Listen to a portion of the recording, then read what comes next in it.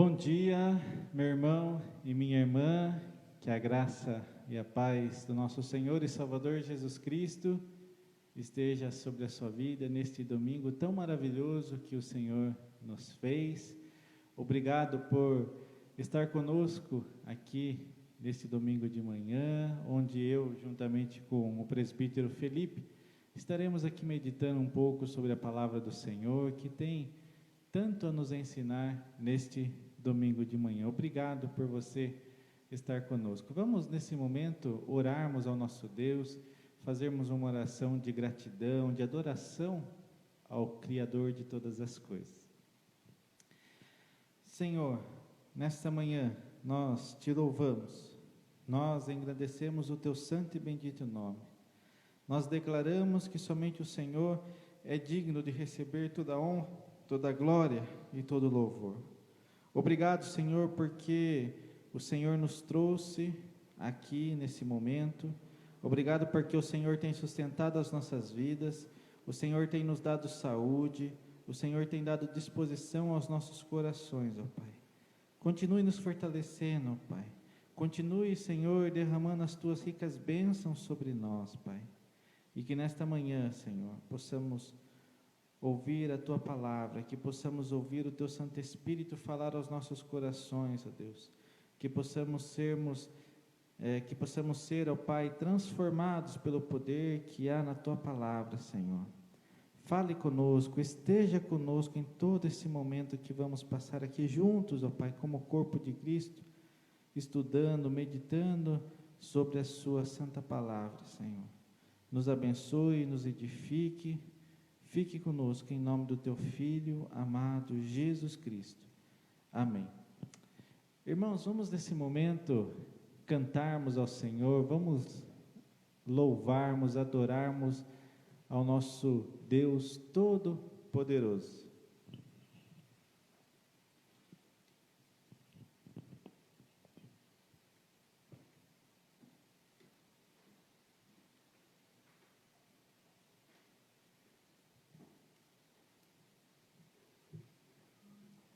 Possamos nessa manhã exaltarmos ao nosso Deus. Ó Rei exaltado nos céus, eu o louvarei.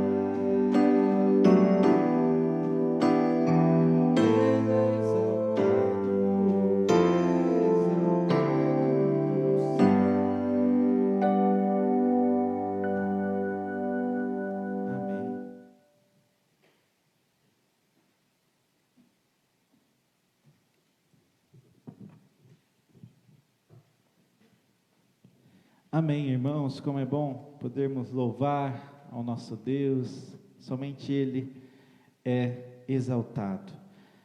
Nesta manhã, o presbítero Felipe estará nos trazendo o estudo bíblico. Que Deus assim abençoe grandemente a vida do nosso irmão. Fique à vontade, Felipe. Danilo, a gente sempre começa, pedindo oração de iluminação. Então eu peço que pastor Danilo, irmão aí, amigo na fé, que faça essa oração aí para que as palavras sejam do Espírito Santo. Amém. Senhor Jesus, nesse momento nós pedimos, ó Pai, que o Senhor ilumine os nossos corações, ilumine, Senhor, a vida do nosso irmão, que a Tua palavra, Senhor, possa penetrar os nossos corações e nos ensinar aquilo que o Senhor quer nos falar nesta manhã. Use a vida do Teu servo, ó Pai, em nome de Jesus. Amém.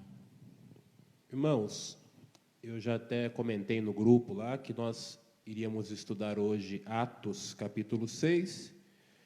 Eu vou pedir para o Danilo fazer a leitura do texto inteiro, do 6, começa do 1 até o 7, depois a gente vai vendo versículo a versículo, e qualquer dúvida, para um pouquinho o vídeo depois, tiver algum comentário, pode fazer no próprio Facebook ou depois no WhatsApp, nós temos todos os recursos de aprendizagem, então não fique com dúvida, a dúvida deve ser eliminada, Qualquer questão que você tenha, faça, que se eu ou o Danilo não conseguimos responder na hora, a gente vai procurar também e vai te responder, tá bom?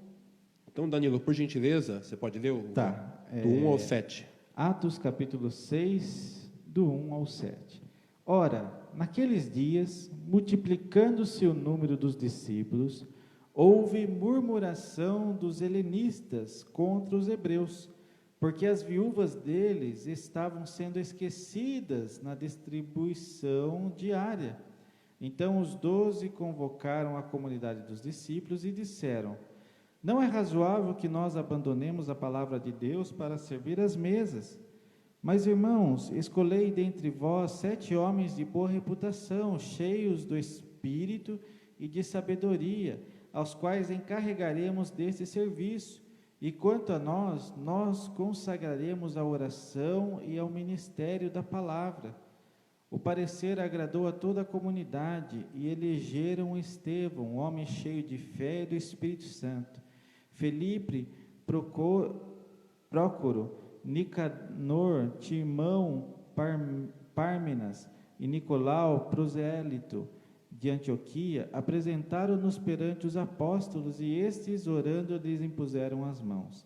Crescia a palavra de Deus em Jerusalém, se multiplicava o número dos discípulos, também muitíssimos sacerdotes obedeciam à fé. Amém. No primeiro verso, na versão de vocês, pode aparecer até um subtítulo, que originalmente não tinha, mas no meu está assim, a escolha dos 7. Está assim para você também, Danilo? Qual verso? Antes do verso, que tem um subtítulo? Ah, tá. Aqui está a instituição dos diáconos. Isso. Então, esse subtítulo, foi acrescentado posteriormente ao registro para facilitar para você encontrar, o texto. Isso. Então, aqui no meu fala assim, no primeiro: crescendo o número de discípulos, os judeus de fala grega, em outro fala helenistas. Utiliza-se a palavra helenistas para falar da cultura grega.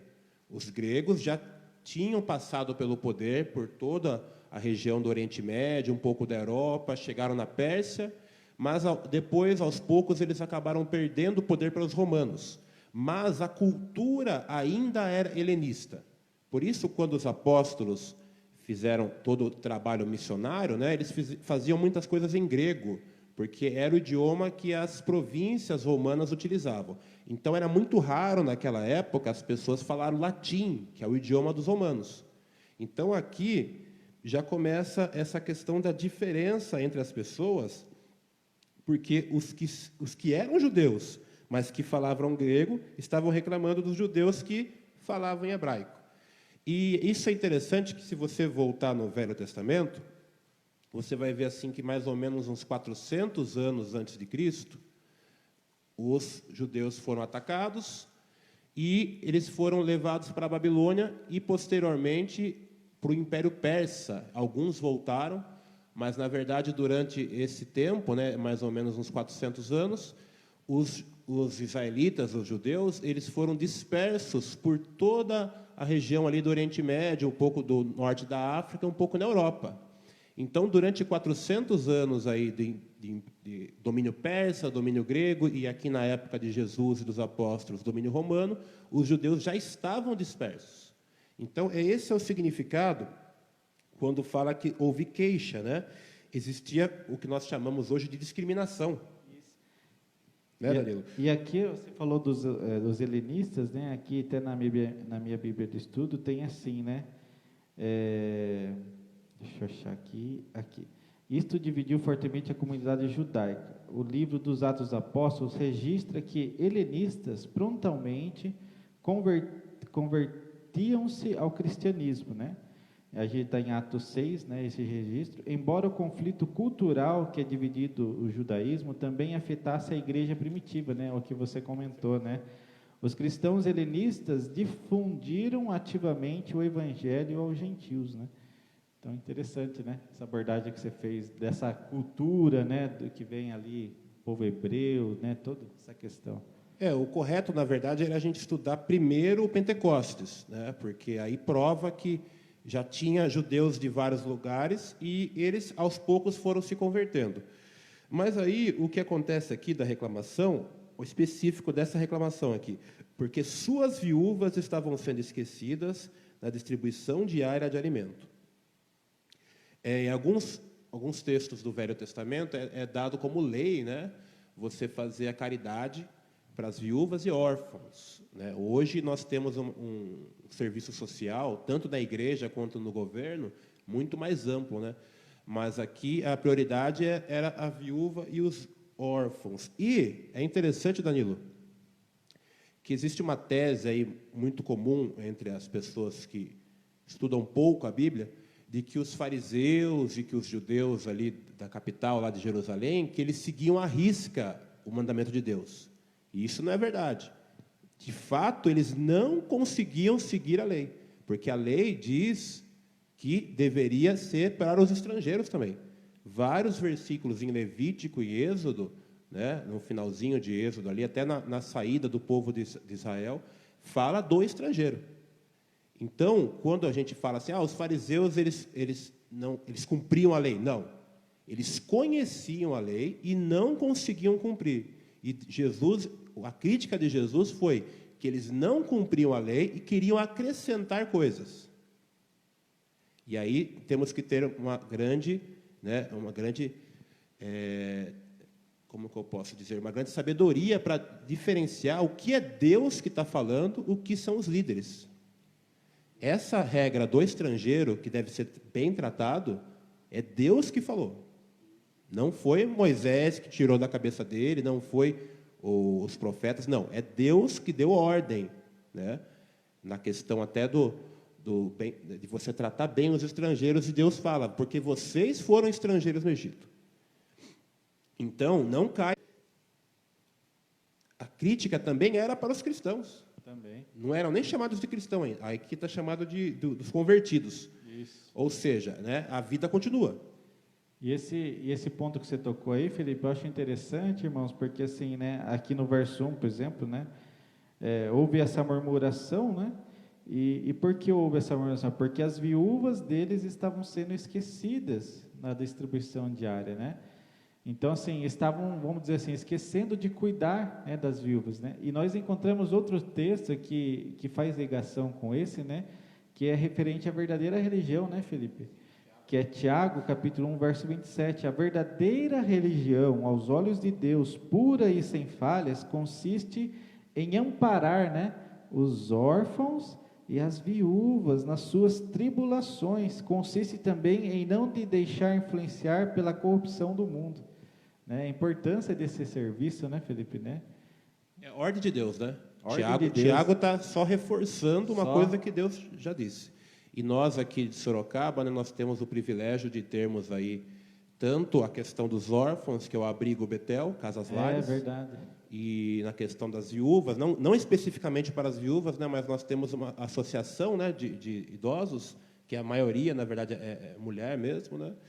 e que nós não estamos fazendo nada mais do que obrigação nossa.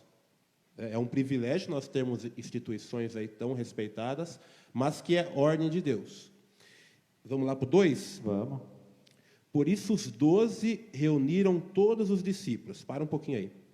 Aqui são 12 porque Judas já tinha já tinha se matado, infelizmente ele cometeu suicídio e, conforme o texto da profecia, ele foi substituído. Então a liderança era exercida pelos 12. Mas eles reuniram todos os discípulos, então não foi só os 12. No Evangelho nós vemos a grande comissão, que é citado um número de 70, mais ou menos, sim, mas na época do ministério de Jesus. Então aqui talvez seja mais. Então os apóstolos, eles não decidiram sozinhos, eles convocaram, né, uma assembleia, né? Assembleia, é o que nós fazemos hoje, né? Assembleia, né? Eles convocaram, né, para não ser aquela coisa assim, vamos se reunir em secreto. E olha que interessante, voltando aos fariseus, Danilo. Quando Jesus foi julgado, o que o Sinédrio fez? No meio da madrugada, fez uma reunião secreta.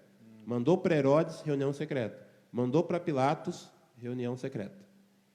Mas conforme a lei de Deus, não era nada disso.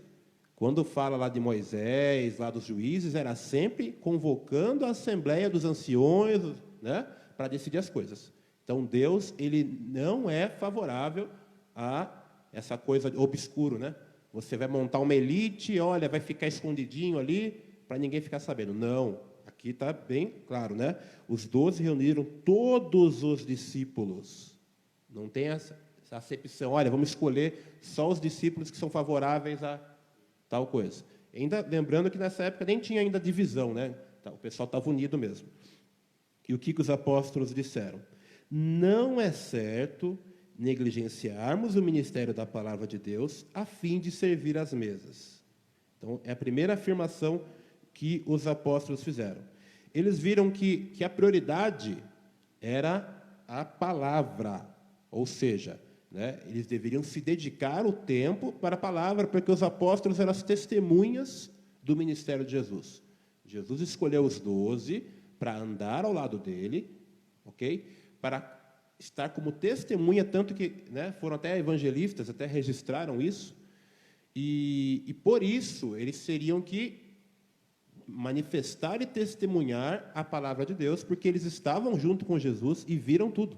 Interessante dessa parte, né, Felipe, que os apóstolos eles entenderam, né, da parte de Deus, que eles deviam se dedicar totalmente, né, vamos dizer assim, integralmente da palavra, né, na palavra e na oração, né. Então, por isso que eles precisavam de mais pessoas consagradas, né, que eles vão depois aqui falar sobre isso, para ao serviço, né, a mesa que eles colocam aqui, para o serviço da comunidade, atender as necessidades da comunidade, né. Por isso, irmãos, que todos nós somos chamados a servir, né, Felipe? Somos chamados a servir, há tanto espaço, há tantos meios de a gente servir na nossa comunidade cristã, e nós somos chamados para isso, né? Deus nos capacita com dons espirituais, né, Felipe, para a gente edificar a igreja através do nosso serviço ao nosso Deus, né? Para isso que nós somos chamados, para vivermos em comunidade cristã, para edificarmos uns aos outros. E o interessante aqui, quando eles falam assim, para que nos dediquemos, né, Felipe, à oração e à palavra, né? Isso é uma coisa até que se aplica nos nossos dias hoje também, quando a gente se refere, por exemplo, ao pastorado, né, aos ministros, né? Muitas vezes, né, um pastor, por exemplo, né, ele não tem como fazer tudo na igreja, né? Ele não tem como, é impossível, né?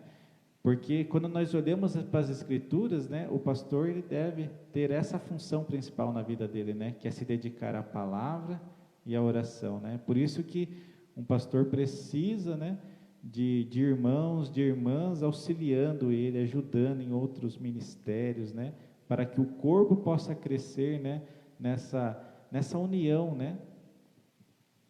E eles continuam, no verso 3. Irmãos, escolham entre vocês 7 homens de bom testemunho, cheios do Espírito e de sabedoria. Vamos parar aqui só para pegar bem devagar. Os apóstolos falaram que quem deveria escolher eram quem? Entre vocês. Entre vocês. Não foram os apóstolos que escolheram os diáconos. E é muito bacana, irmãos, isso, né, que é essa questão do poder. Né? Nós não podemos criar, temos que ter mais poder, temos que ter mais autoridade, não. Os próprios apóstolos aqui, nem eles quiseram escolher.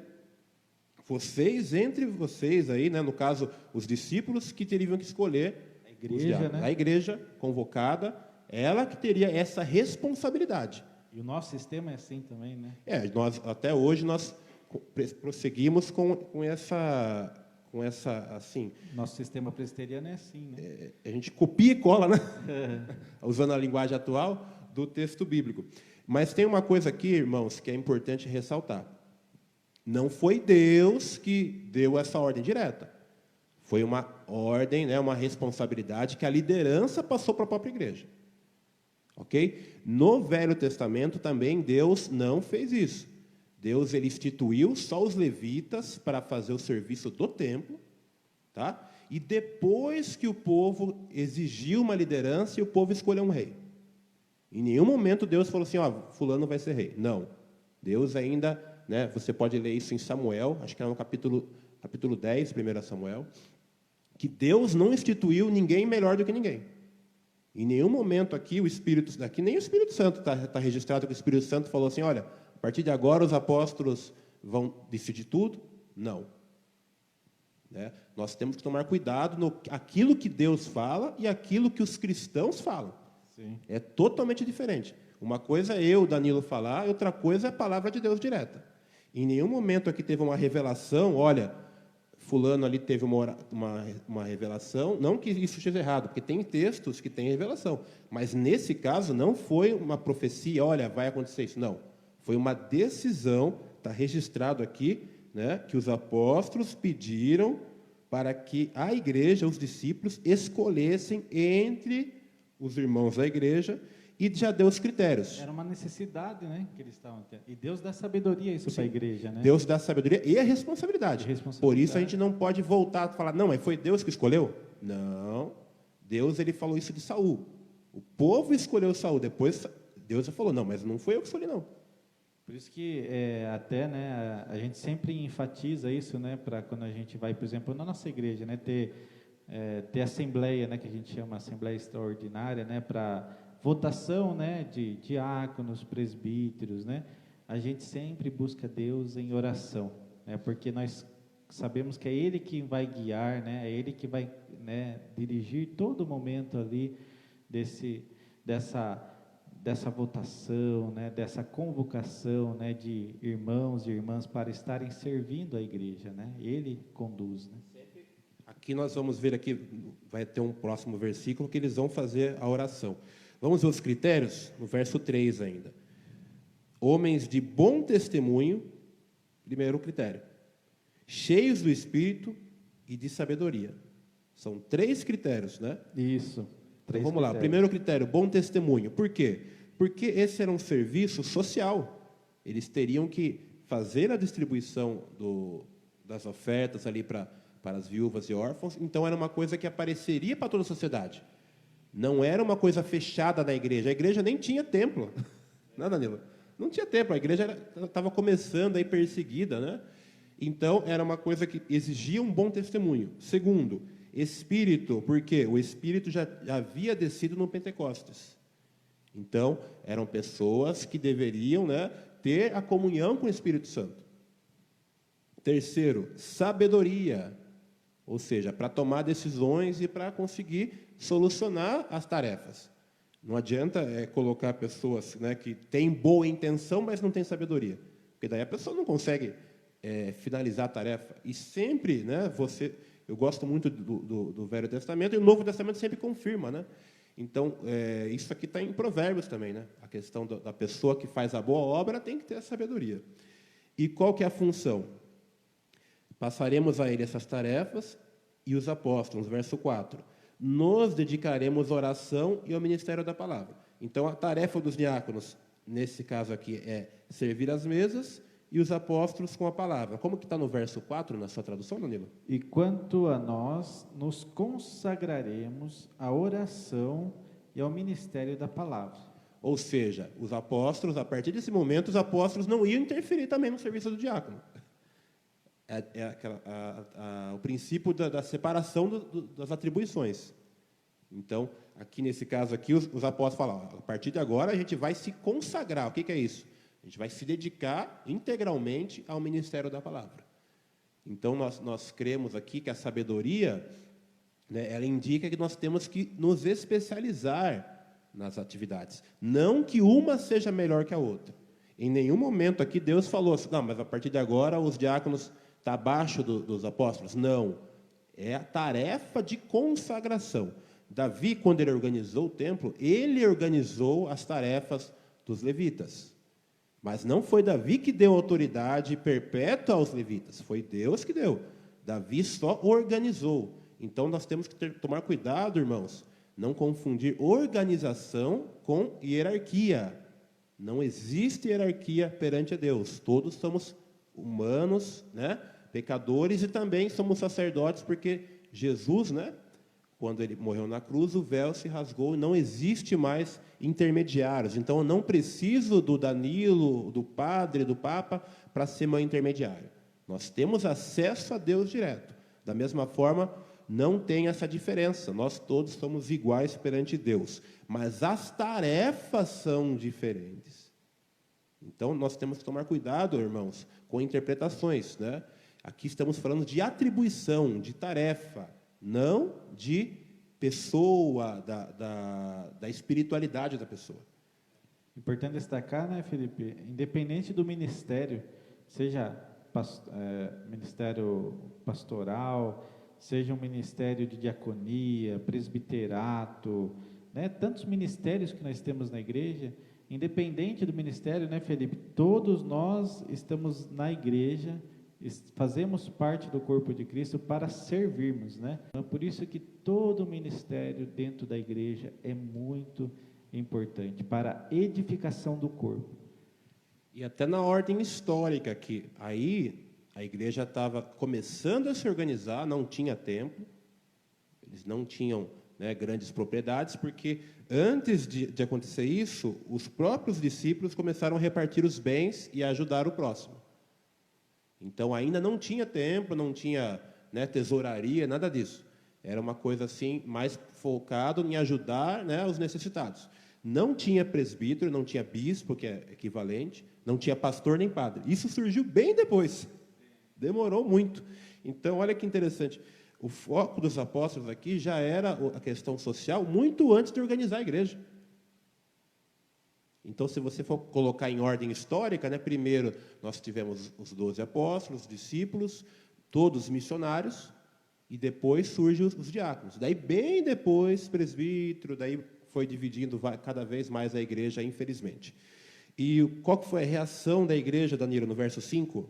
Verso 5, o parecer agradou a toda a comunidade, e elegeram Estevão, homem cheio de fé e do Espírito Santo, Felipe, Prócoro, Nicanor, Timão, Pármenas e Nicolau, prosélito de Antioquia. Olha que interessante, os nomes aqui, assim como os discípulos de Jesus que eram da Galileia, a maioria aqui era de cultura grega. É, né? Interessante. Porque na época de Jesus, quando ele pregou na Galileia, a Galileia é no norte de Israel. E se você voltar no livro de Reis, é uma região que foi invadida pela Síria. E depois a Síria foi dominada pelos gregos também. Então, os judeus que viviam em Jerusalém eram uma minoria da minoria. Tanto que depois passa um tempo aqui, os judeus perdem a guerra contra os romanos e são, mais uma vez, dispersos. Então, os fariseus que nós vemos nos evangelhos são minoria da minoria. A população já era, né, chamada de gentios, porque eles eram mestiços com os sírios e os gregos. Então, aqui fala, no finalzinho, Nicolau, na minha tradução está explicando melhor. Um convertido ao judaísmo, que o nome disso é prosélito. Até hoje existe. Se você quiser se converter ao judaísmo, você passa por uma avaliação, né, por toda a liderança dos rabinos, e pode se converter. Então, nessa época, ele não era judeu de nascimento, não era circuncidado, né? Ele teve que passar por um processo de proselitismo, ou seja, ele foi convertido ao judaísmo. Os 12 apóstolos, né, eles eram judeus, uma questão ali de Jesus escolher eles. Mas aqui é citado que não existia mais essa diferença.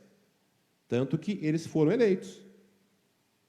Então não existia. Olha nos critérios. O critério aqui, nós lemos 3 critérios. Algum critério aqui fala sobre nascimento? Tem que ser filho de judeu, filho de fulano, filho de ciclano?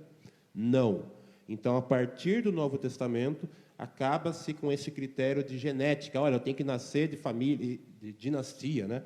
Então, na verdade, houve uma liberdade para a escolha dos irmãos, desde que respeitasse o critério do caráter. O critério aqui é o caráter e a sabedoria, o critério não é a família. Ok? Lembrando novamente, quando nós voltamos no Velho Testamento, que tem o rei, que tem a dinastia, não foi ordem de Deus, foi o próprio povo que queria ter reis como os romanos, como os faraós, etc. Então, no verso 6, Danilo, apresentaram esses homens aos apóstolos, os quais oraram e lhes impuseram as mãos. Então, foi apresentado e eles fizeram a oração, né, e imposição de mãos. O que significa isso? Né? Entregando, né, consagrando esses irmãos perante a sociedade, não foi nada escondido, e como sinal da graça de Jesus e do Espírito Santo. No verso 7, é tão bonito, Danilo, lê para nós aí com uma voz bonita aí. Verso 7, para encerrar aí. Crescia a palavra de Deus e em Jerusalém se multiplicava o número dos discípulos. Também muitíssimos sacerdotes obedeciam à fé. Os sacerdotes aqui eram os levitas, que eles eram convertidos a Cristo, porque eles viam que Jesus era o Messias, é o Messias dito nas profecias, e que ele cumpriu todos os requisitos, né, que Deus deixou, porque de fato ele é o Filho de Deus, e os próprios sacerdotes levitas se converteram, né, e começaram a participar do evangelismo. É interessante que nós não podemos confundir fariseu com sacerdote. A crítica que Jesus fez foi ao fariseu como uma seita externa da religião, que eles usavam a religião ali para colocar algumas regras, algumas normas. E nem todo fariseu era sacerdote, mas tinha sacerdote fariseu. Mas aqui nós vemos que vários, né, se converteram, e depois você vai ver que, se você for seguir no livro de Atos, você vai ver que um grande fariseu, que era Saulo, que acabou se convertendo, se tornando um grande apóstolo, um grande missionário, que é Paulo. E, dando sequência aqui, se você puder ler, o primeiro mártir, a primeira pessoa que é assassinada em nome da fé, é Estevão, que era um diácono. Então, né, as pessoas até brigam pela autoridade, né? Ah, eu quero ser bispo, eu quero ser cardeal. Por quê? Né? Porque tem a visão da hierarquia, de que é acima, né? E, na verdade, aqui na Bíblia, o que tem mais fé aqui, que é citado aqui, olha como que fala de Estevão: homem cheio de fé e do Espírito Santo. Foi o primeiro a ser perseguido. A fé dele foi tão grande que incomodou. Fazia prodígios e grandes sinais entre o povo. Né? E era diácono. Né? E ele incomodou tanto, né, os inimigos da fé, incomodou o mundo. Porque é assim que funciona, irmãos, desde o começo dos tempos. Né? Quando você obedece a Deus, você incomoda o príncipe do mundo. Quando a gente faz um trabalho perante Deus, nós estamos incomodando Satanás. Então, não tem como você ser amiguinho do mundo, né? Nós temos que levar a luz ao mundo, não quer dizer que nós tenhamos que ser amigos. E quando você faz isso, quando você cumpre o seu ministério, você chama a atenção dos inimigos. Mas aqui você pode ler depois na sua casa com calma, como o testemunho de Estevão foi tão impactante que chegou até a Saulo. Amém, irmãos? Interessante, Felipe, só para... A gente está chegando já ao final, irmãos, só queria concluir, Felipe.